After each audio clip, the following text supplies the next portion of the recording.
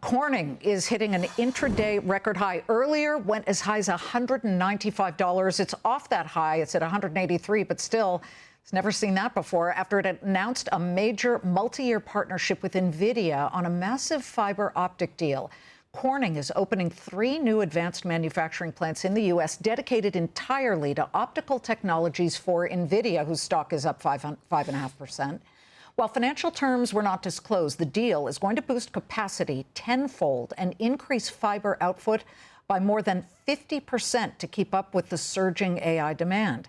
As Nvidia expands well beyond churning out chips to full AI infrastructure manufacturer, what does that mean for Arista Networks, a company that provides network infrastructure to data centers? Arista stock is down 15.25% despite a double earnings beat. That's today. It's had a much better year-to-date and one-year performance. Joining me now in a Fox Business exclusive is Arista Networks CEO Jayshree Ullal. Jayshree, I want to get to all of that in a second, but you just heard Darren's report on maybe doing away with quarterly numbers, going to perhaps twice a year, who knows.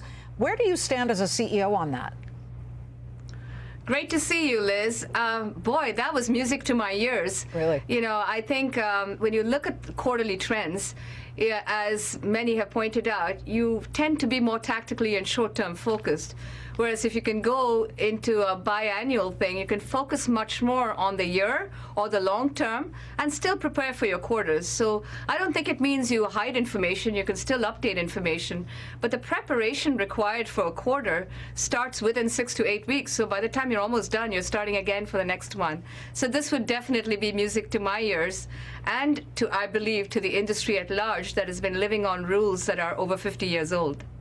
You know, I hadn't thought of it like that, but yes, you think about the minute you're done reporting earnings, how quickly as a CEO, it's got to be earlier than 6 to 8 weeks. Do you start looking at the current quarter?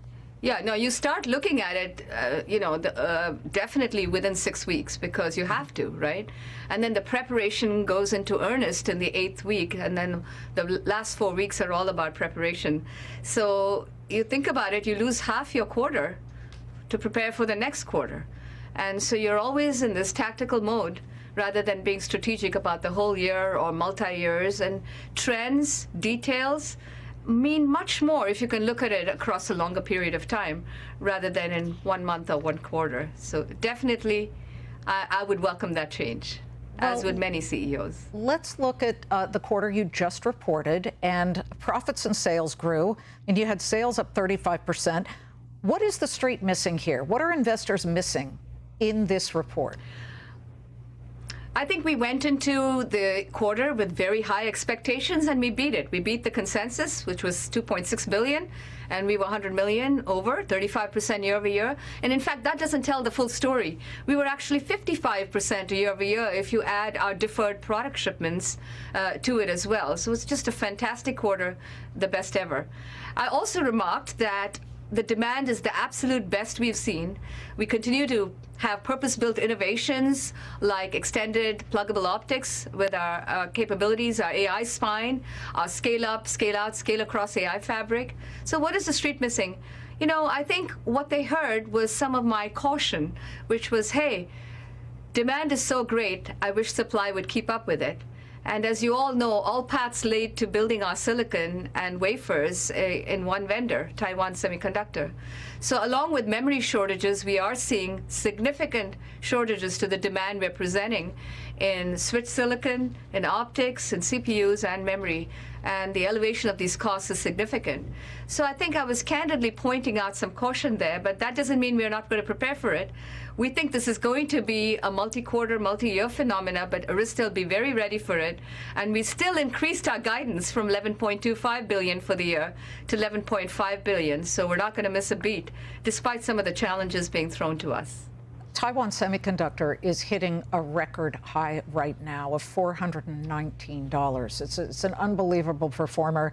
Perhaps it's not what the street's missing, it's what they're concerned about might be supply chain shortages. There is such incredible demand for what you and everybody else involved in this is doing that clearly there are supply chain issues that are dogging at least some companies, including yours. How serious is this? What aren't you getting your hands on that you need to be able to fill orders? Well, first, I want to say it's serious that supply is greater than demand. Sorry, the other way, demand is greater than supply, and we want to address it. But the important thing to remember here, as you said, there's 2 nanometer chips, 3 nanometer, 5, and 7, and all the process nodes are challenged, and it's not just networking chips. Everything from automotive chips to AI accelerators, everything is going through that same factory. So it's going to be very important for us to be able to partner to get our priority. It's also important that we plan ahead, as we have been. And these chips that we want now, we have already put in requests for last year. And I know, with our Jayshree, partners. sorry to interrupt. I know that you're not a direct competitor when it comes to the products that you make, that, say, for example, with Nvidia, but you know, they have a very powerful voice. There are a lot of other bigger companies, Cisco, they're coming in and maybe they're saying, put Arista behind, I need to get in the front of the line here. How do you make sure you're getting what you need?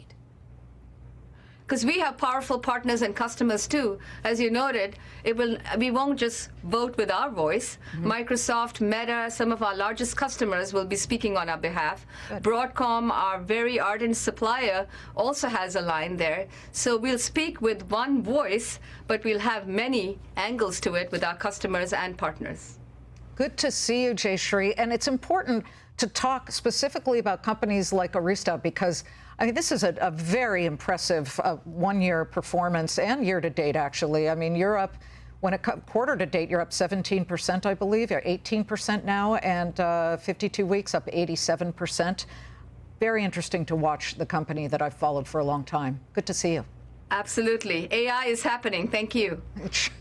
It sure is, everybody. Just look at the stock market right now.